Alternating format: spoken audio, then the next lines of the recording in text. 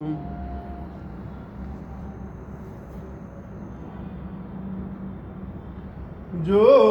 सुमिरत सिद्धि होई गणनायक करिबर बदन करहु अनुग्रह सोई बुद्धि राशि शुभ गुण सदना बंदौ गुरुपद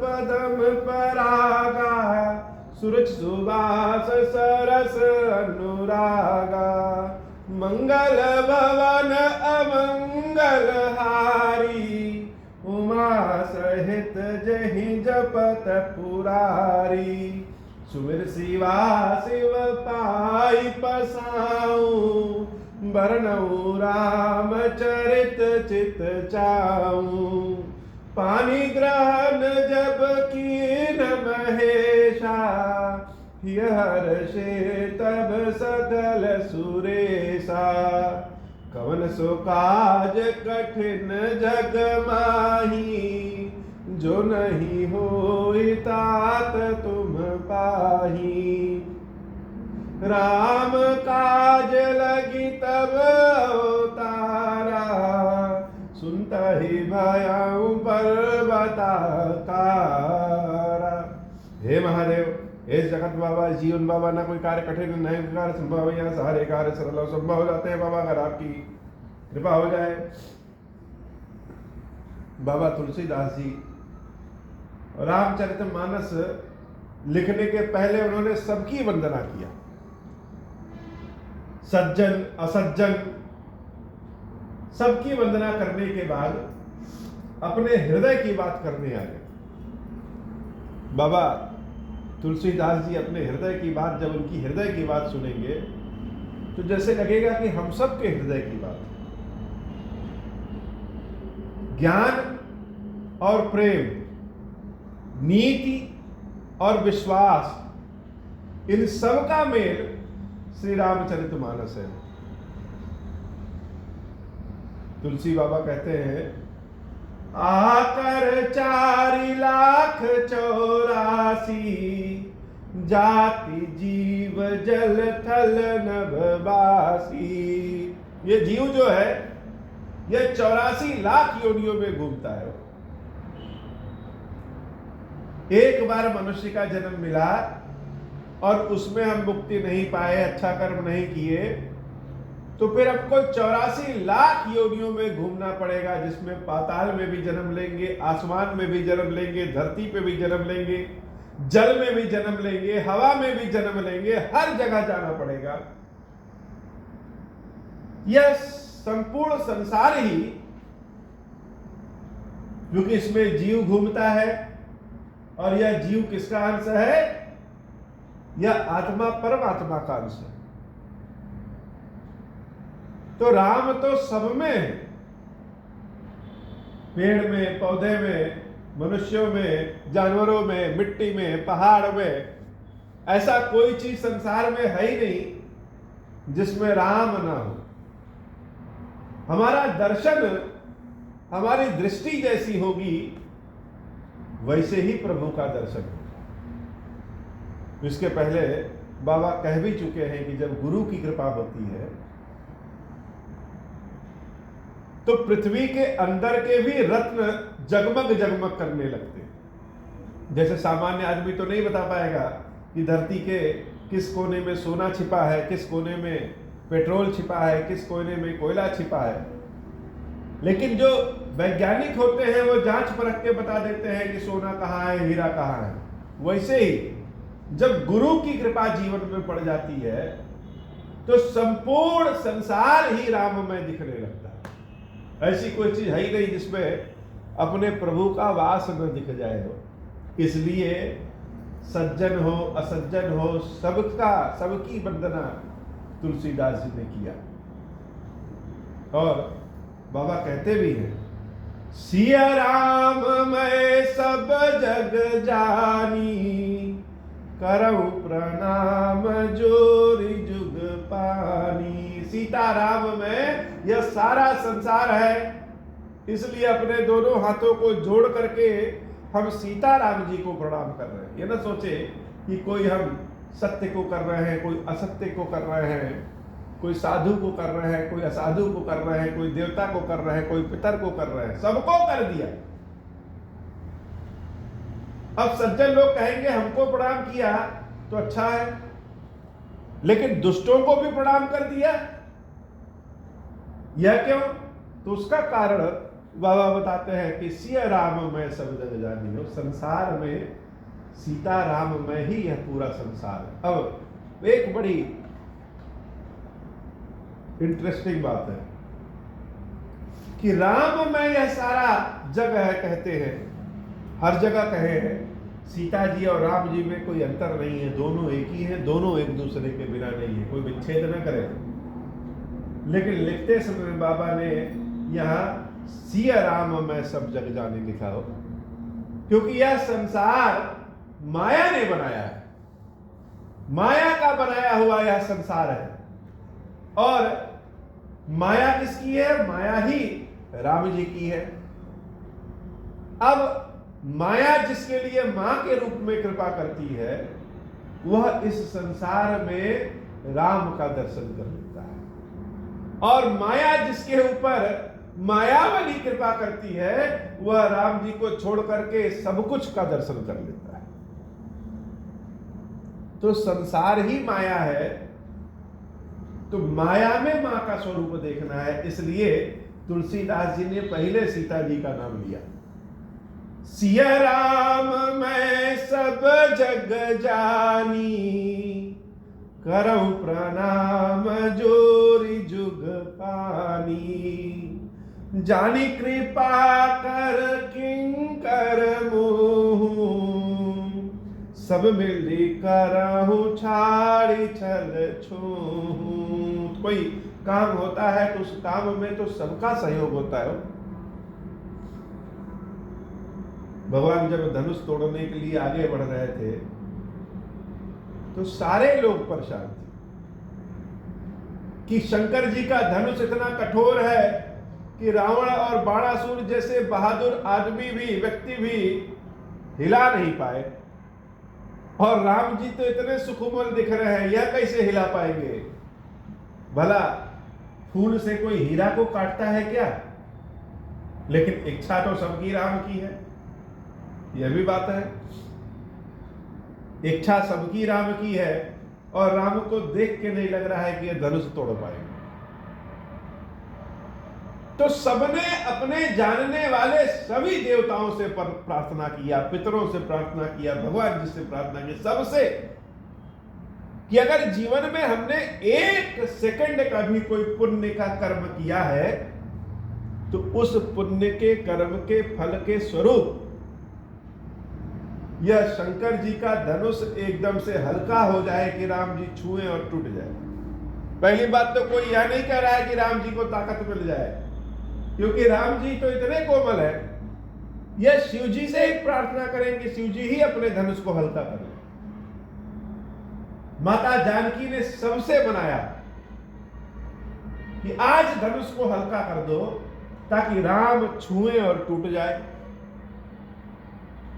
तो काम अपना बनाना है तो सबकी वंदना करनी। यह व्यवहारिक ज्ञान है।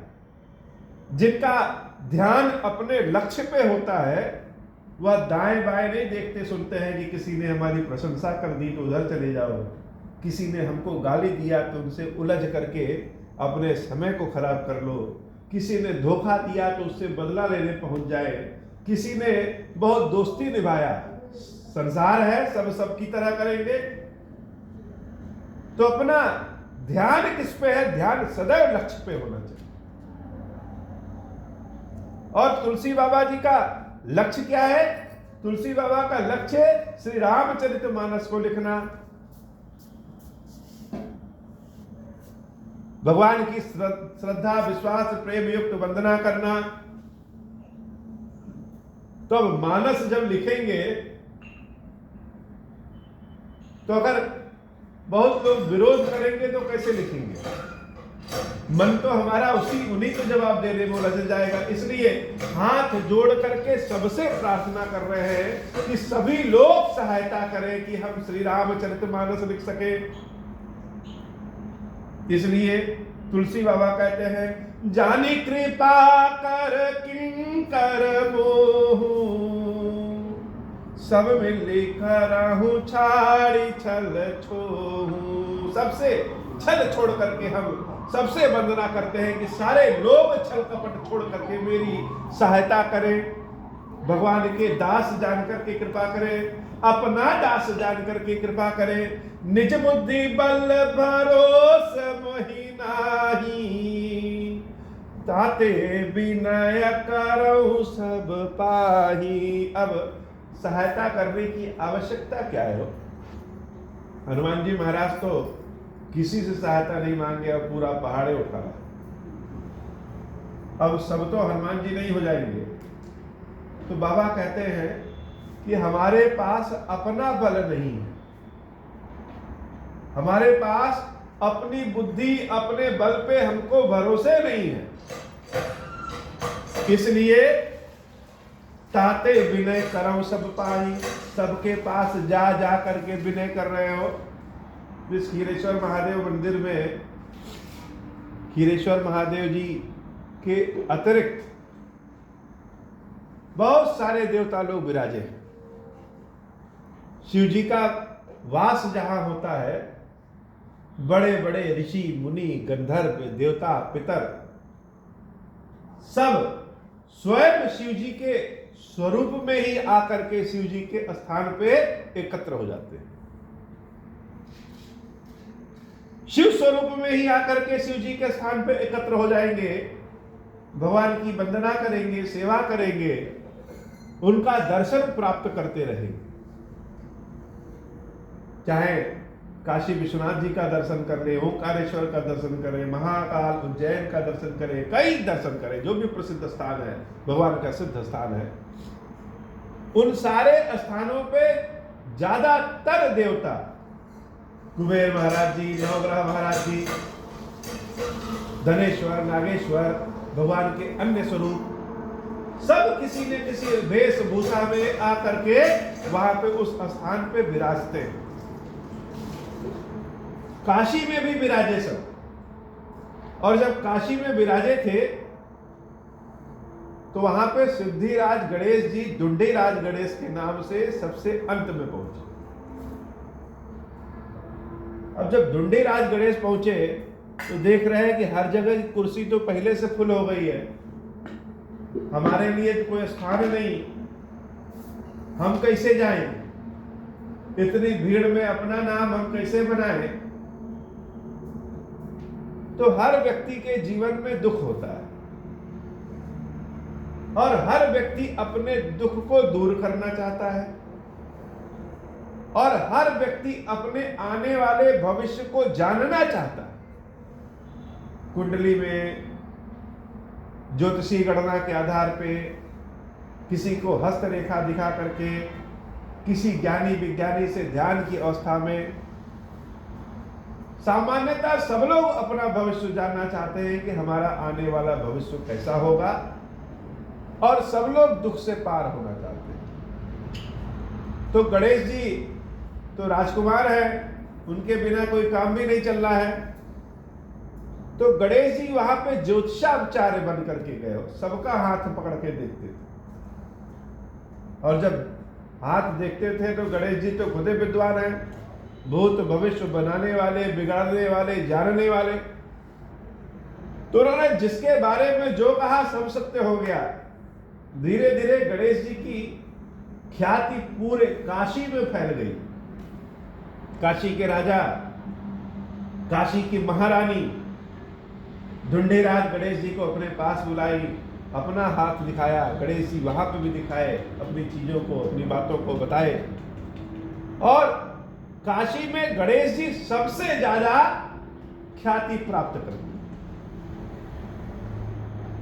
तो धरती पे लीला करने के लिए भगवान को भी लीला करना पड़ता है, अपनी कुर्सी, अपने स्थान को बचाने के लिए उनको लीला करना पड़ता है। फिर बाबा ने जब देखे इतनी भीड़ हो गई और सारे लोग क्या कर रहे हैं, सब बाबा के इर्द गिर्द घूम रहे हैं, विश्वनाथ जी के आसपास कि बाबा जहां रहेंगे हम भी वहीं रहेंगे, चाहे शनि महाराज हो चाहे कोई भी। अब सारे लोग अगर बैठ ही जाएंगे, ध्यानमग्न ही हो जाएंगे, तो काम कौन करेगा? भोजन कौन बनाएगा? बर्तन कौन मांजेगा? दीप कौन जलाएगा? और तो और जो महादेव जी की सेवा करने आते हैं उनकी रक्षा कौन करेगा? न्याय अन्याय पे कौन न्याय देने वाला होगा? तो काशी विश्वनाथ बाबा पार्वती मैया जी के साथ बैठते हैं और सबको सबका काम बांट देते हैं कि आपका ये काम है, आपका ये काम है, आपका ये काम है, आपका ये काम है। सबको भोजन कराने का जिम्मा स्वयं पार्वती मैया अन्नपूर्णा देवी के स्वरूप में लेती, कि सबको भोजन कराने का जिम्मा हमारा है। सबको अपना अपना काम मिल गया और सब विश्वनाथ जी की सेवा में लग गए। कोई यह नहीं सोचा कि हमको छोटा काम मिला कि बड़ा काम है। बाबा की सेवा करना, चाहे बर्तन मांजने का मिले और चाहे उनको दीपक दिखाने का, दोनों एक, दोनों में एक समान पुण्य है, एक समान प्रेम है। जिसको जो काम मिल जाए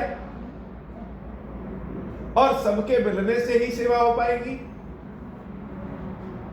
वैसे ही इस खीरेश्वर महादेव जी के स्थान पे बहुत से देवी देवता अपने अपने स्वरूप में खीरेश्वर महादेव जी के दर्शन के लिए यहां आए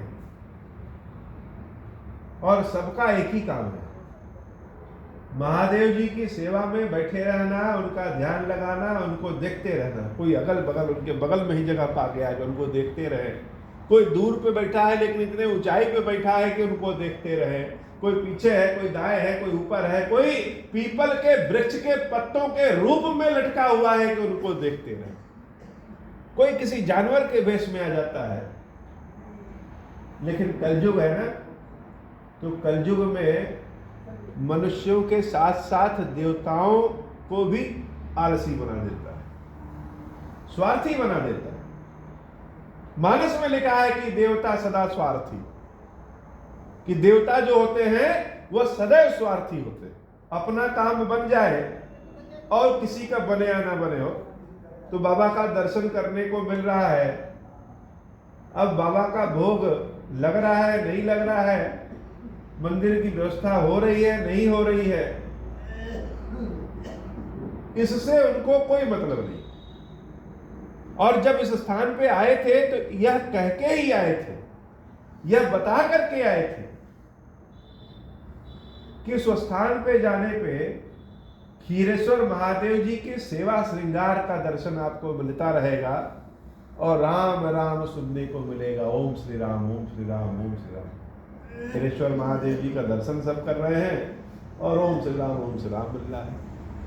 लेकिन जैसे काशी विश्वनाथ जी में सबको सब काम सौंपा गया था, वैसे ही अब धीरे धीरे इस स्थान पे भी वह समय आ रहा है कि सबको सब काम अपना अपना काम सौंप दिया जाए। कि कलयुग है, सतयुग में, त्रेता में, द्वापर में जो काम 10,000 साल, 5,000 साल, 4,000 साल तक जप तप करने से मिलता था, कलयुग में एक दिन में वह फल मिलता है। ऐसा शास्त्रों में लिखा है। तो सारे देवी देवताओं पे इससे अनुरोध है कि वह सब अपने अपने काम को संभालें। यह ना सोचे कि कोई आ रहा है तो कोई श्रृंगार कर दे रहा है, कोई सेवा कर दे रहा है और हम आराम से बैठे रहे। सबकी व्यवस्था करना ही आपकी जिम्मेदारी है और यह जिम्मेदारी सबको स्वीकार करना चाहिए, सबके सहयोग से ही होगा। तुलसी बाबा भी कहते हैं कि सबके सहयोग से ही रामचरितमानस लिखा जा सकता है। यद्यपि हम लिख रहे हैं, लेकिन मुझे अपने बुद्धि और बल पे भरोसा नहीं है, इसलिए सबसे विनती है, जो जिस लायक है उससे विनती है कि सारे लोग मेरा सहयोग करें, छल कपट छोड़ करके राम जी के लिए मेरा सहयोग करें। तो सहयोग क्यों करें?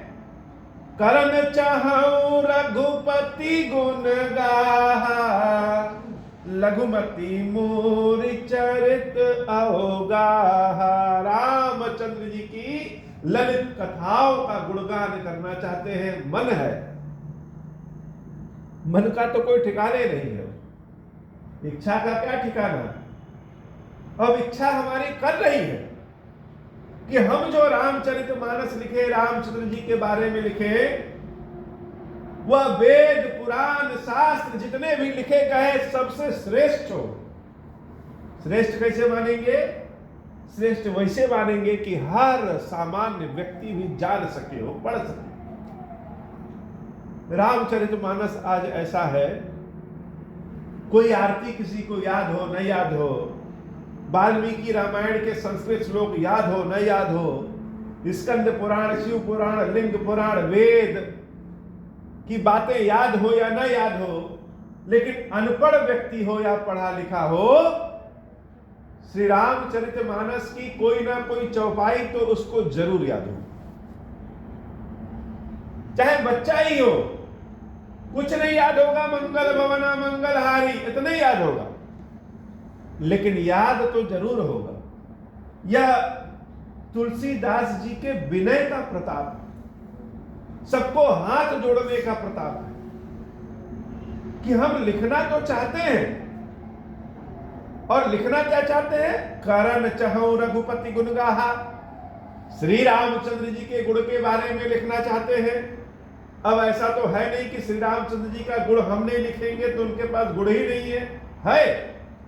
और हमसे बहुत पहले लोगों ने श्री रामचंद्र जी के बारे में लिखा है, और हमारे बाद भी लोग लिखेंगे। लेकिन जो लेखक होता है, भक्त है, सेवक है, जैसे मां अपने बच्चे के लिए स्वार्थी हो जाती है कि किसी का बच्चा बहुत गोरा हो, बहुत बूढ़ी हो, लेकिन हमारा बच्चा जो है वह हमको बड़ा अच्छा लगता है, वैसे ही लेखक कोई हो, भगवान का भक्त कोई हो, सेवक कोई भगवान का हो, वह भगवान को जो अपने लीप पोत के तैयार कर देता है, तो देखने वाले को चाहे जैसा दिखे उसको बड़ा अच्छा लगता है।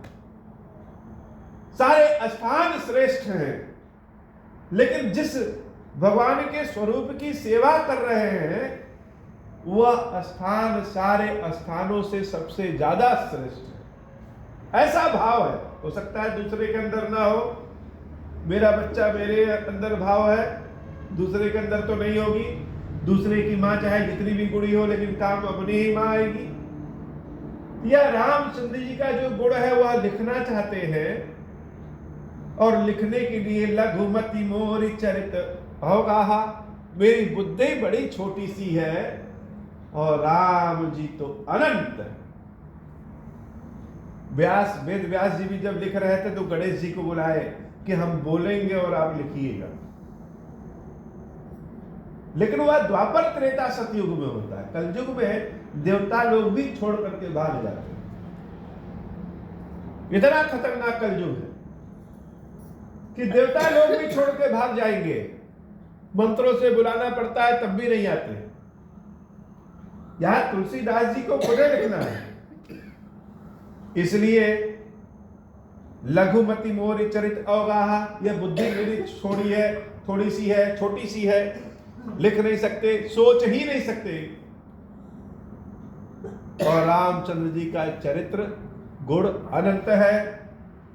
सुजन एक अंग उपाऊ, मनमति रंक मनोरथ राऊ। लिखने बैठे तो कुछ समझ ही नहीं आ रहा है कि कैसे लिखे, सूझ ही नहीं रहा है। सूझ न एक अंग उपाऊ, कहां से अक्षर कौन सा बैठाए, सोचे क्या, बस लिखना है। अब सोच लिए और लिख नहीं पा रहे हैं। जैसे मन हमारा राजा होता है और जेब कंगाल है। मन है कि महादेव जी के इस मंदिर को सोने का बनवाए, और सोने के लिए जेब में कौड़ी भरना हो। अब महादेव जी के मंदिर के लिए कम से कम 2 क्विंटल सोना लगे, जो कि 200 करोड़ रुपए के आसपास हो, और महादेव जी की आरती के लिए 2 रुपए का घी भी न रहे। तो बाबा कहते हैं कि मन जो है वह राजा है, उसको सोचने में कुछ नहीं जाना है, वो तो सोच लेता है।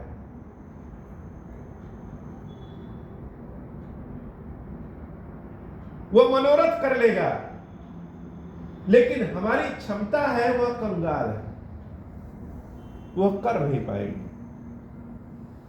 तो राम जी के चरित्र को लिखना है, यह चाह रहे हैं, लेकिन लिख नहीं पा रहे हैं। मति अति नीच ऊंची रुचि आछी, चाहि अमीय जग जुरई न छाती। मन हमारा, बुद्धि हमारी जो है वह बहुत ही नीची है, लेकिन चाहत बहुत ऊंची है। बुद्धि बड़ी नीची है, लेकिन चाहत बड़ी ऊंची है। अमृत पाने की चाहत है, लेकिन पीने के लिए छाछ भी उपलब्ध नहीं है। तो मन तो करता है बाबा कि आपका यह मंदिर एकदम स्वर्ण का बने और जगमग जगमग करता रहे पूरा, लेकिन क्षमता नहीं है उतनी। तो जब क्षमता नहीं है तो क्या करें? मन को मार दे, या कुछ कर्म करें। तुलसीदास जी भी सोच रहे हैं कि क्या करें, चाहत तो है लिखने की, लेकिन करना है। छवि ऐसा जन मोर ठिठाई, सुनियहि बाल बचन मन लाई। जो बालक कह तो तरी बाता, सुनहि मुदित मन पितु अरु माता। हसी हई कूर कुटिल कुबिचारी, जे पर दूषण भूषण धारी। मंगल भवन अमंगल हारी, उमा सहित जेहि जपत पुरारी। तो बुद्धि नीची है, लेकिन चाहत ऊंची है, तो क्या करें? इसलिए सभी सज्जनों से मेरी विनती है कि मेरी इस चाहत की दुष्टता को, दृढ़ता को, हठशीलता को क्षमा करें। किसी के पास जाएं और कह दे कि हमको सोने का मंदिर बनाना है, और खर्चा क्या लगेगा? कम से कम 200 करोड़, बनाते समय और कहीं बढ़ न जाए। तो आदमी सोचेगा कि हो सकता है पागल हो गए हो, आदमी सोचेगा कि क्षमता नहीं है, इतना सोच रहे हैं। बाबा भी सोच रहे हैं कि जब सबसे कहेंगे राम जी की गुणगाथा करना है और लिखने एक लाइन नहीं आता है, तो कैसे लिखेंगे? तो सारे सज्जन जो हैं उनसे हाथ जोड़ करके विनती कर रहे हैं कि मेरी जो हठशीलता है उसके लिए हमको क्षमा करें। और सोच लें जैसे बच्चे बोलते रहते हैं वैसे बोल रहे हैं। बच्चे जब तोतले बन करके बोलते हैं तो उनके माँ बाप को बड़ा अच्छा लगता है और वह समझ भी जाते हैं, लेकिन जब कुछ दुष्ट लोग, बदमाश लोग उस बच्चे की बोली को सुनते हैं तो हंसी उड़ाते हैं। तो हम तो भगवान के बच्चे हैं, हमारे मनोरथ को स्वयं बाबा पूर्ण करेंगे। तो जितने सज्जन व्यक्ति हैं सब हमारी ठिठाई को क्षमा करें और कृपा करें। हसी हई कूर कुटिल कुबिचारी, जे पर दूषण भूषण धारी। निज कबित कही लागन नीता, सरस हो अथवा अति फीका।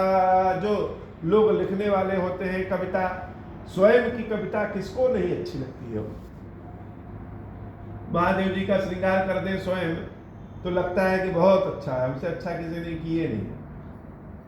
दूसरा देखे तो कहेगा ये टेढ़ा है, वो टेढ़ा है, ऐसे है, वैसे है, बिगाड़ दिए बाबा के स्वरूप को। वैसे ही कविता जब लोग लिखते हैं या गाना जब गाते हैं तो उनको लगता है वो बड़ा अच्छा गा रहे हैं, बड़ा अच्छा लिखे हैं, लेकिन दूसरों की लिखी हुई कविता जल्दी अच्छी नहीं लगती। यह भी सत्य बात है। कलयुग में जलन बहुत है। हम कभी खुल करके किसी की बहुत तारीफ करते ही नहीं। तारीफ करेंगे इसलिए मन में कुछ और भाव है, लेकिन तारीफ करेंगे खूब ज्यादा कि उसको अच्छा लग जाए। सच्चाई वाली तारीफ नहीं करते हैं कि मन में भी तारीफ रहे और मुंह में भी तारीफ रहे। जलन बहुत ज्यादा सबसे है, यह कलयुग का नेचर है। बाबा कहते हैं जे पर भनित सुनत हर शाही, ते बर पुरुष बहुत जग नाही। जो दूसरों की चीजें जिसको अच्छी लग जाती हैं और प्रसन्न हो जाता है, ऐसे लोग इस संसार में बहुत कम हैं। एक मंजिला हम घर बनाए और दूसरे के घर जाकर देखे कि उसका घर तो बहुत सुंदर है, तो हमारे मुंह से उसके घर की बड़ाई, सत्य अर्थों में बड़ाई निकलेगी। हमारे पास टूटी फूटी कार है और किसी के देखे कि वह बहुत अच्छी कार खरीद के लाया, तो मन में कहीं ना कहीं कोने में जलन आ जाएगा कि वह कैसे कर ले रहा, हम नहीं कर पा रहे। और बहुत कम लोग ऐसे हैं जो सामान उनके पास है उसमें तो वो बहुत मस्त है, लेकिन जब किसी दूसरे की कोई चीज देखते हैं तो आनंद पूर्वक उसकी प्रशंसा करते हैं। तुलसी बाबा भी कह रहे हैं दूसरों की लिखी हुई कविता कि जो बड़ाई करे ऐसे लोग संसार में बहुत ही कम है। ते बर पुरुष बहुत जग नाही, जग बहु नर सर सरिसम भाई, जे निज बाड़ी बढ़ई जल पाई, सज्जन सकृत सिंधु सम कोई, देखी पूर विधु बाढ़ी जोई, मंगल भवन अमंगल हारी, हुआ सहित जेहि जपत पुरारी। पूर्णिमा के जब पूर्ण चांद को समुद्र देखता है तो उसको इतनी खुशी होती है कि और बढ़ जाता है, लेकिन नदी तालाब का जल चंद्रमा को देख करके नहीं बढ़ता है। तो दूसरों की खुशी, दूसरों की उन्नति देख करके जिसके हृदय में खुशी का भाव आ जाता है, वह समझ ले कि उसका हृदय सागर समुद्र इतना विशाल है। बाकी जिसके मन में जलन है वह तालत नहीं है। वो मंगल भवन अमंगल हारी, उमा सहित जहि जपत पुरारी, भाग छोट अभिलाषु बड़, खरऊ एक विश्वास, पै है सुख सुनि सुजन सब, खल करी है उपहास। बाबा कहते हैं कि मेरा भाग्य बड़ा छोटा है और मेरी इच्छा बहुत बड़ी है, लेकिन उसके बाद भी भगवान पे, श्री रामचंद्र जी पे हमको पूरा भरोसा है कि वो हमारी इच्छा को पूरा करेंगे। महादेव जी पे पूरा भरोसा है कि वह हमारी इच्छा को पूरा करेंगे। हमारे इस इच्छा को सुन करके जो सज्जन व्यक्ति हैं वह तो सुख पाएंगे, लेकिन जो दुर्जन व्यक्ति है वह हंसी उड़ाएंगे। कि तुलसीदास चला है भगवान श्री रामचंद्र जी के अनंत गुणों को लिखने। तुलसीदास जी जब रामचरितमानस लिखे तो सबसे ज्यादा बुराई, सबसे ज्यादा विरोध जितने विद्वान पंडित लोग थे, जो संस्कृत भाषी थे, भगवान को मानते हैं कि केवल भगवान संस्कृत में ही लेन देन करते हैं और दूसरे भाषा भाव को जानते हैं, उन्होंने सबसे ज्यादा विरोध किया। सामान्य आदमी को तो रामचरितमानस के रूप में एक ऐसी चीज मिल गई जिसे सीधे भगवान मिल जाते हैं। तो भाग्य छोटा है लेकिन अभिलाषा बहुत बड़ी है। ऐसे ही कर्म हमारे छोटे हैं, भाग्य हमारा छोटा है, लेकिन हे क्षीरेश्वर महादेव अभिलाषा बहुत बड़ी कि यह मंदिर आपका सोने का बने और 200-400 साल में नहीं बने, बहुत जल्दी 4-5-6 महीने 1 साल में बन जाए। कहां किसके पास इतना समय है? ये बन जाए उसके बाद फिर आगे बढ़ा जाए और सेवा किया जाए। तो हमारी इस इच्छा को सज्जन व्यक्ति सुनकर के आशीर्वाद देंगे, सहायता करेंगे, और दुर्जन व्यक्ति सुनकर के हंसी उड़ाएंगे। मंगल भवन अमंगल हारी, उमा सहित जेहि जपत पुरारी। तुम कृपाल जा पर अनुकूला, ताहि न व्याप त्रिविध भवसूला। कवन सो काज कठिन जग माही, जो नहीं होई तात तुम पाही। राम काज लगी तब अवतारा, सुनता ही भयाऊं पर्वताकारा। हे महादेव, आज की कथा इतनी ही। श्री क्षीरेश्वर महादेव जी, क्षीरेश्वरी भैया जी, हम सब के ऊपर बाबा कृपा करिए, मनोरथ को पूर्ण करिए। महादेव शिव शंभु। आवहो प्रसन्न प्रभु मोह पर, नाथ दीन पर नेहु। निज पद भगति देहु प्रभु, पुनि दूसर पर देहु। तब माया वश जीव जड़, संतत फिरहि भुलान। हम पर क्रोध न करिय प्रभु, कृपा सिंधु भगवान। शंकर दीन दयाल, अब हम पर होहु कृपाल। साप अनुग्रह होई जेहि विधि, नाथ थोरहि काल। दीन दयाल विरुद्ध संभारी, हरहु नाथ मब संकट भारी। जेहि विधि होई नाथ हित मोरा, करहु सुबेगी जानि दास मैं तोरा। राम राज बैठे त्रैलोका, हर्षित भय गए सब शोका। जे सकाम नर सुनहि जगावहि, सुख संपत्ति नाना विधि पावहि। जो इच्छा करी हूँ मन माही, हरि प्रसाद कछु दुर्लभ नाही। मंगल भवन अमंगल हारी, उमा सहित जहि जपत पुरारी। बोले श्री क्षीरेश्वर महादेव जी, क्षीरेश्वरी मैया जी की सदा ही जय हो।